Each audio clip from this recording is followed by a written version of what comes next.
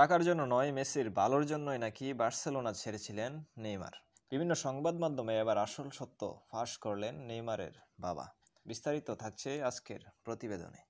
বার্সেলোনার স্বর্ণালী সময়ের সেরা তিন তারকা লিওনেল মেসি, লুইস সুয়ারেজ এবং নেইমার জুনিয়র আক্রমণবাগের এই MLS ত্রয়ী মুহূর্তেই আগুন ধরিয়ে দিতেন প্রতিপক্ষের জালে।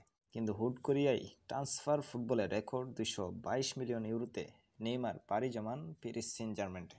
টাকার লোভেই নাকি বার্সেলোনা ছেড়েছিলেন নেইমার জুনিয়র। কিন্তু সংবাদ মাধ্যমে এবার আসল সত্য প্রকাশ করেছেন নেইমারের বাবা নেইমার সিনিয়র। তিনি বলেন, বার্সেলোনার চেয়ে 3 গুণ বেশি টাকার প্রস্তাব দিয়েছিল রিয়াল মাদ্রিদ, কিন্তু নেইমারের ইচ্ছে ছিল সুয়ারেজ এবং মেসির সাথে ফুটবল খেলার, আর তাই তো বার্সেলোনাতে যোগ দিয়েছিলেন নেইমার। কয়েক সিজন পরেই বার্সেলোনার মাথায় নতুন পরিকল্পনা। বার্সেলোনা নাকি চেয়েছিল মেসি নয়, নেইমার জুনিয়রই হবে বার্সেলোনার ইতিহাসে সবচেয়ে বড় তারকা। বার্সার এই পরিকল্পনা মেনে নিতে পারেনি নেইমার জুনিয়র। মেসির ভালোর কথা চিন্তা করেই পরবর্তীতে পাড়ি জমান পিএসজিতে।